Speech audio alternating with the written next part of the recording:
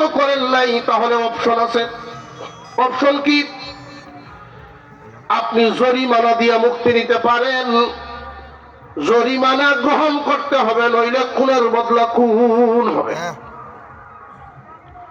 জরিমানা দিয়ে বাঁচার অপশন বাদশাহ গ্রহণ করলেন।